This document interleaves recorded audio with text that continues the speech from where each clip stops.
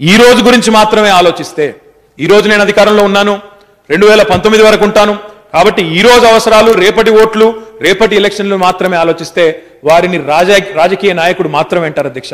కానీ రాబోయే తరాలు, రాబోయే 50 సంవత్సరాలు, రాబోయే 100 సంవత్సరాలు తెలంగాణ తాగునీటి అవసరాలు, సాగునీటి అవసరాలు, పారిశ్రామిక అవసరాలు ఎలా ఉండాలని ఆలోచించి దానికి కల్పన చేయగలిగిన వాడే రాజనీతిజ్ఞుడు అని చెప్పి నేను చెప్తా ఉన్నా అధ్యక్ష.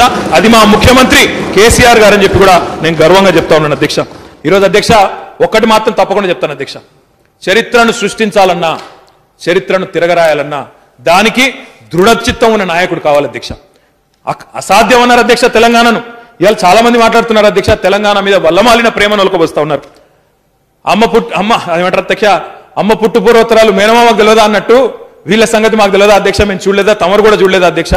ఆనాడు ఆంధ్ర నాయకులకు ఇదే ఆంధ్రప్రదేశ్లో, ఉమ్మడి ఆంధ్రప్రదేశ్లో ఆనాడు తెలంగాణ కావాలని తెలంగాణ ప్రజలు పోరాటం చేస్తుంటే, ఉద్యమ నాయకుడు కేసీఆర్ గారి సారథ్యంలో ముందుకు పోతుంటే, ఈరోజు తెలంగాణ మీద వల్లమాలిన ప్రేమ కురిపిస్తున్న వీరందరూ కూడా ఆనాడు తెలంగాణ వద్దని, తెలంగాణకు ఎన్ని రకాలుగా అడ్డుపడ్డారో ఎవరు కూడా మర్చిపోలేదనే విషయాన్ని కూడా నేను గుర్తు చేస్తా ఉన్నా అధ్యక్ష.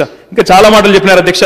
నేను వారికి కొన్ని అనుమానాలు, అపోహలు ఏవైతున్నాయో వాటిని తప్పకుండా నివృత్తి చేయాల్సిన బాధ్యత కూడా నా మీద ఉందని నేను భావిస్తా ఉన్నా అధ్యక్ష, ప్రభుత్వం మీద ఉందని చెప్పి కూడా నేను భావిస్తా ఉన్నాను అధ్యక్ష.